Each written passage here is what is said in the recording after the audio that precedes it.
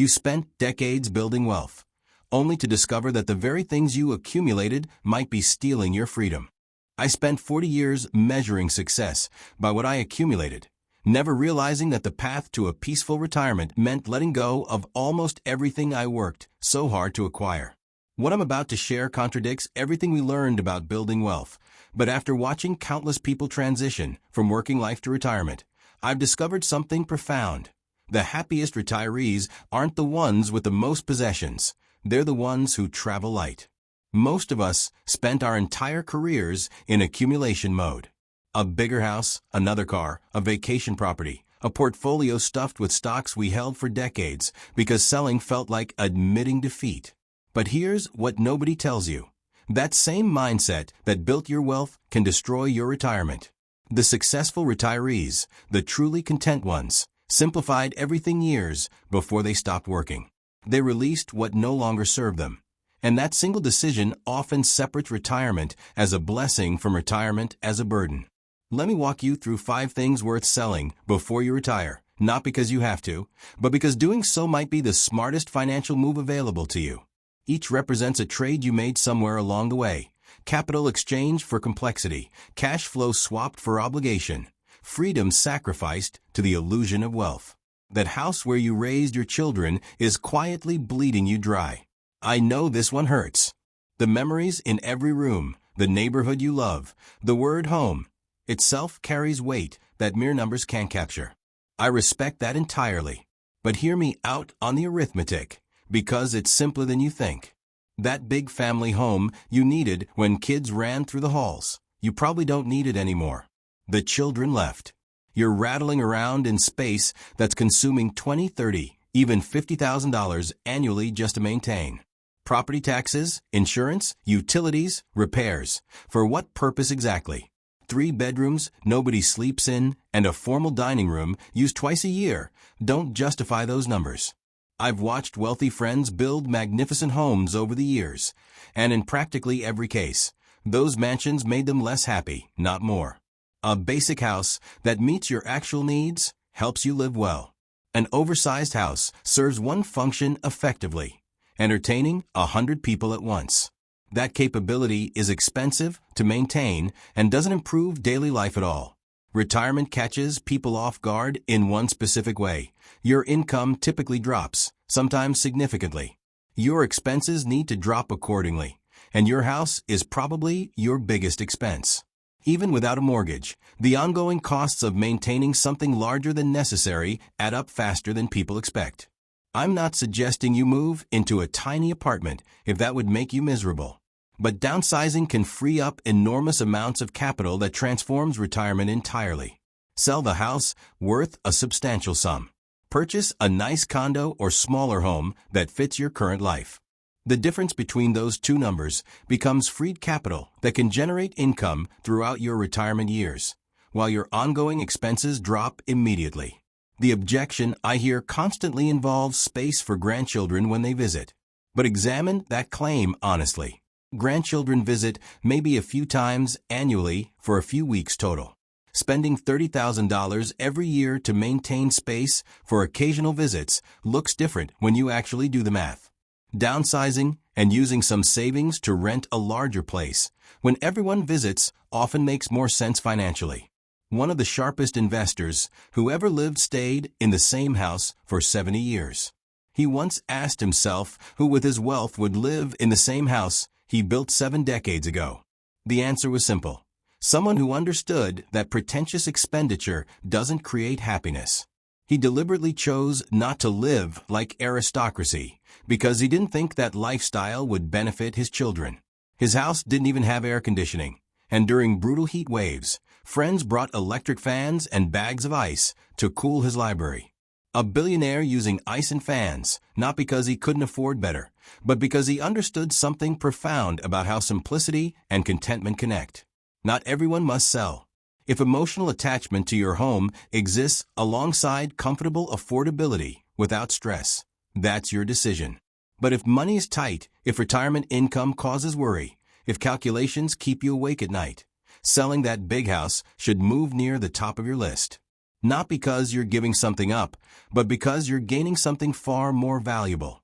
Those extra cars sitting in your garage are costing you more than you realize. How many vehicles does retirement actually require? One, probably. Maybe two, if a couple frequently goes different directions. Yet I see retirees maintaining 3, 4, even 5 vehicles: a sedan for daily driving, an SUV for trips, a sports car sitting in the garage for supposed fun, a truck for just in case. Every one of those vehicles costs money, whether you drive it or not. Insurance, registration, maintenance, depreciation, even completely paid-off cars aren't free. They're costing several thousand per year each. The reality worth confronting honestly. Retirement eliminates commuting, driving decreases overall, and all those vehicles aren't needed. They're not transportation anymore. They've become expensive sculptures. One reliable car handles most purposes. Nothing fancy, just reliable transportation. A car gets you from one place to another, and that's all it needs to do. Everything beyond that basic function is ego, status, wasted money. In retirement, income is fixed, and the time horizon for recovering from mistakes has shortened. Wasting money on ego is no longer affordable. There's a story about a wealthy man teaching his son an important lesson about cars. On the last day of a family ski vacation, driving back in the snow while pressed for time to catch a plane, the father took a 10-minute detour to fill up the borrowed vehicle. The son noticed the tank was still half full and asked why they were stopping when they had plenty of gas and were in a hurry. The response was simple: when you borrow a man's car, you always return it with a full tank of gas. Not flashy, not impressive, just responsible, thoughtful, fundamentally sound. Keep one reliable car, maybe two if both people drive separately frequently. Sell the rest. That money should go into investments. The money saved on insurance and maintenance should be invested too. Every bit helps when earning years are behind you. That vacation home you dreamed about for years is probably being used less than you think. The lake house, the ski cabin, the beach condo, it's been in the family for years. The kids love it. So many memories exist there. But think honestly about actual use. Most people use their vacation home maybe 4 to 6 weeks annually, some even less, while the property sits empty the rest of the time. Payment continues regardless. Property taxes, insurance, utilities, maintenance, possibly HOA fees. A vacation property can easily cost $10,000 to $20,000 per year, sometimes considerably more. Using it 6 weeks annually means 42 days of use. Paying $10,000 to $20,000 for 42 days works out to several hundred per day just to stay in property you already own. A very nice hotel costs that amount. Renting a beautiful vacation home exactly when you want one costs that amount too. The other consideration: that vacation property probably holds substantial value in money that's locked up rather than working, money that's not generating income. Selling and investing the proceeds at a reasonable rate could generate income every year, more than enough to rent a vacation home for several weeks annually anywhere you want. No maintenance required, no worrying about it, no ongoing taxes to pay. Flexibility is the priceless bonus. 1 year the beach, next year the mountains, the year after maybe Europe. Being stuck going to the same place every year just because property sits there disappears. Emotional attachment to a vacation property is real and understandable. But in retirement, cash flow is king. That vacation home eats cash flow while consuming capital that could generate income and creating obligations when the goal should be reducing them. Consider selling, take the money, invest it, rent when vacation time arrives. You'll often travel more rather than less because the obligation to use property you're paying for, whether you want to or not, disappears.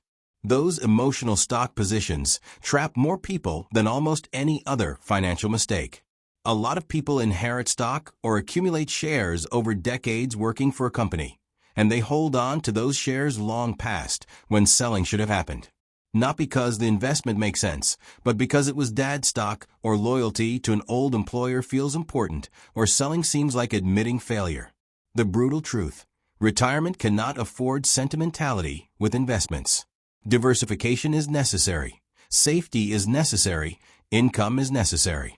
30 or 40% of your portfolio concentrated in a single stock isn't an investment strategy. It's a prayer. What if that company develops problems? What if the industry changes? What if the stock crashes? A massive chunk of retirement savings could disappear overnight. I've watched this happen repeatedly. People who worked for companies that seemed invincible, who had most of their net worth tied up in company stock, lost everything when those companies failed. Not because they were stupid, but because emotion overrode arithmetic. The human mind has a peculiar feature working against rational selling decisions. The quantity of pleasure from a gain doesn't match the quantity of displeasure from a loss of equal size. People react with a rational intensity to even a small loss or threatened loss of property. This is hardwired into us as a survival mechanism from times when losing food meant dying. Another mental trap operates here too. The human mind works somewhat like a human egg when one idea gets in and takes hold. It shuts down so competing ideas can't easily enter. A stock purchased for a reason once, maybe a good reason, stays even though circumstances change. Companies change, needs change. The original reasoning no longer applies. Yet the commitment remains. Look at your portfolio honestly. More than 5 or 10% in any single stock should trigger serious consideration of selling some. Diversify and spread risk across many companies, many sectors, many sources of return. Capital gains taxes might be owed. That's acceptable because the safety and diversification gained are worth it. Even the best investors make mistakes. One of the sharpest minds in investing history publicly admitted that one of his positions was one of the biggest mistakes he ever made, saying he got charmed by the company's position in a growing market and didn't stop to realize the fundamental nature of the business. The story seduced him while arithmetic got overlooked. But the instructive part was his approach to that mistake. Reviewing past stupidities is important so they're less likely to repeat. But gnashing teeth over it and suffering endlessly wasn't his way. Sell what needs to be sold. Take the loss if there is one. Don't let pride or attachment trap you in a bad position. If you own a business and retirement is approaching, this is critical. 2 choices exist. Keep running the business or sell it. A lot of business owners can't let go because they built the business from nothing. It became their identity, their baby, and they keep working into their 70s, sometimes their 80s. That's perfectly fine if genuine happiness results. The key question is whether you're continuing because you love the work or because you don't know how to stop. If you want to retire while owning a business, you need to sell it or have a succession plan where someone else takes over during a gradual transition. Running a business is stressful, time-consuming, and it never stops demanding attention. Retirement should bring less stress, not more. Your business value is real. It's probably one of your biggest assets. Keeping it running until physical inability forces you to stop, until health fails, might mean not getting good value. The business will be struggling because you're struggling and buyers sense weakness. Plan ahead and sell when the business is performing well, when your energy and involvement are still strong. That allows you to obtain proper value. That money gets invested properly and generates income for the rest of your life, which is substantially better than being trapped in a business too exhausting to run effectively. There's a story about a wealthy playboy who spent all his time drinking and chasing entertainment. His banker called him in, nervous about his behavior and its effect on his finances. The playboy told his banker not to worry. My municipal bonds don't drink. The point is that properly invested assets work continuously regardless of your energy level, health, attention span, or sobriety. A business requires you. Investments don't. Even if you love what you do and never want to retire because your work brings joy, a blessed position, succession planning still matters. Making sure the business can function independently matters, not for your sake, but for everyone who depends on that business. A thread runs through everything I've described here. The oversized house, the extra vehicles, the vacation property, the concentrated stock positions, the business you can't release, they all share something fundamental. They tie up capital, create ongoing expenses, require attention and maintenance and worry, reduce flexibility, and convert liquid wealth into illiquid obligations. Retirement wants the opposite of all that. Liquid assets, passive income, simplicity. Money working for you instead of you working for your money.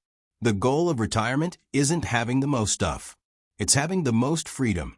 Freedom to do what you want, go where you want, spend time with who you want. Stuff weighs you down. Every extra house is something to manage. Every extra car is something to insure and maintain.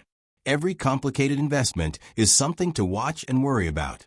Selling these things and converting them to simple income-producing investments changes everything.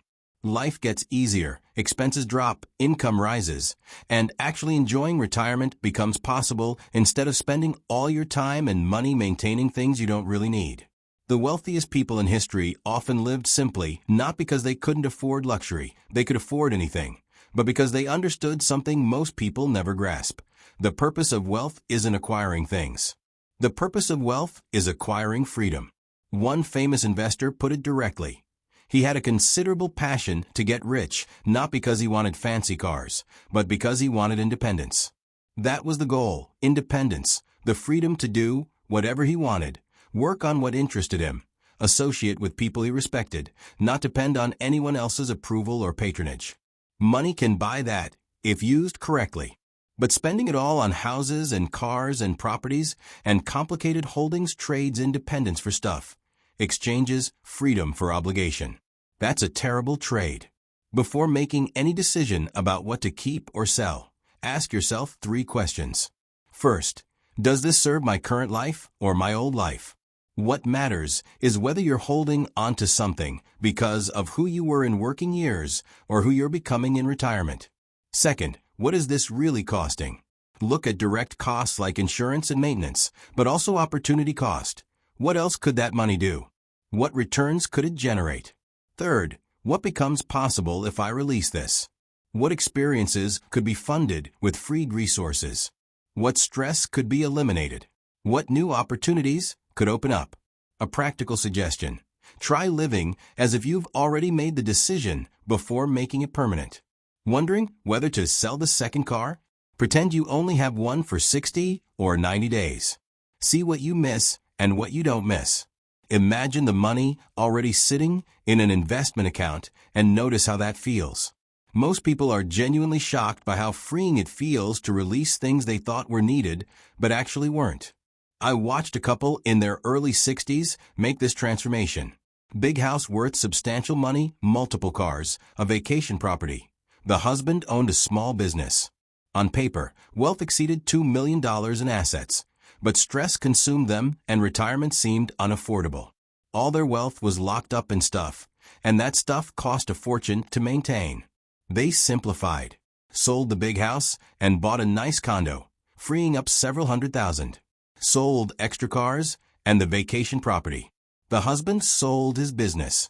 Suddenly over $1 million in liquid investable assets existed that they didn't have before. Invested at a reasonable withdrawal rate, generating substantial income every year, with ongoing expenses dropped significantly because all that stuff wasn't being maintained anymore. Their financial situation improved dramatically. They retired happily and comfortably, all because they were willing to let go. Taxes concern some people, because selling means paying capital gains taxes. Yes, probably, depending on what you sell and how much appreciation exists. But paying taxes on gains isn't a bad thing. It means you made money, assets appreciated. A percentage goes to taxes, but think about what comes back. Liquidity, simplicity, reduced ongoing expenses, freedom. Don't hold on to things you should have sold years ago just because you don't want to pay taxes. You'll end up worse off because the thing you're holding costs money every year or is too risky or eventually drops in value anyway. Paying the taxes and moving forward would have been far better. Timing matters too. Sell these things before retirement, not after. Waiting until after retirement might mean being in a hurry, needing money immediately, and buyers sense desperation. Good prices don't happen when someone's desperate. Plan ahead and start simplifying a year or 2 before retirement. That allows time to wait for good offers and negotiate from strength. Selling things takes time. Houses take months to sell properly. Businesses can take a year or more to find the right buyer. Start early, because waiting until the last minute means you have no leverage. What happens with the money after selling is critical. This is where many people make their biggest mistake. Selling all these things and then spending the money on something else equally complicated accomplishes nothing. The goal is converting stuff into income-producing assets. Selling isn't about blowing money. Selling is about putting money to work, generating returns that support retirement. That's how stuff turns into freedom. Years of watching people retire reveals that the happiest retirees aren't the ones with the most stuff. They're the ones with the most flexibility, the most cash flow, the most freedom. They can pick up and travel for a month without worrying about who's watching the vacation house. No stress about property taxes or unexpected repairs. Obligations and possessions don't tie them down. They're light. They're free. That's what retirement should be. 40 years of accumulating, building, acquiring was appropriate for that phase of life. But now the time for simplifying has arrived. Sell the excess, convert it to income, enjoy freedom. I'm not suggesting you sell everything you own and live like a monk. Having nice things and enjoying your money is perfectly fine. But be intentional and strategic. Ask yourself whether each thing adds to your life or complicates it. Whether it brings genuine joy or is just something you're holding onto out of habit, obligation, or identity. If it's the latter, sell it. Use that money for things that actually improve retirement: travel, hobbies, time with family, experiences, whatever genuinely matters. The basic prescription for a good life is simple. Don't have a lot of envy and don't overspend your income. That's it. That's the whole formula. Yet people make it so complicated. Comparison to neighbors happens constantly. Stretching to afford things that don't make you happy continues. Obligations that steal freedom keep piling on. The world has improved enormously in material terms, with everything better by enormous percentages compared to when life was brutal and short. Yet oddly, people seem less happy about their circumstances than when things were much tougher. That's worth thinking about. The problem isn't lack of stuff. Most people in developed countries have more stuff than kings possessed a few centuries ago. The problem is that stuff creates its own burdens, its own obligations, its own weight. The solution isn't acquiring more cleverly. The solution is needing less. Getting what you want requires deserving what you want. Spend each day trying to be a little wiser than you were when you woke up. Discharge your duties faithfully and well, day by day. And at the end of the day, if you live long enough, like most people, you'll get out of life what you deserve. But deserving a good retirement doesn't mean deserving more possessions. It means deserving more freedom, more peace, more time spent on things that actually matter. These 5 decisions could free up substantial wealth, money that can be invested, money that can generate income, money that can make retirement comfortable instead of stressful. Beyond the money, your life will simplify. Less to maintain, less to worry about, more freedom. That's the real wealth in retirement. Not how much you have, but how free you are. Someone who watched nearly a century of human folly and success, who built extraordinary wealth and gave away extraordinary amounts, who worked every day until nearly 100 years old because he loved what he did, understood something fundamental. The purpose of getting rich was never to buy stuff. Independence was the goal. He didn't want fancy cars. He wanted freedom, and he got it by keeping life simple, expenses low, and his mind focused on what actually mattered. Don't be afraid to let go. Don't hold on to things just because you've always had them. Be willing to sell, to simplify, to lighten your load. Your retirement self will thank you. The best things in retirement aren't things at all.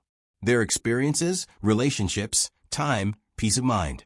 Sell the stuff. Keep what matters. And remember, if something is too hard to figure out, move on to something else.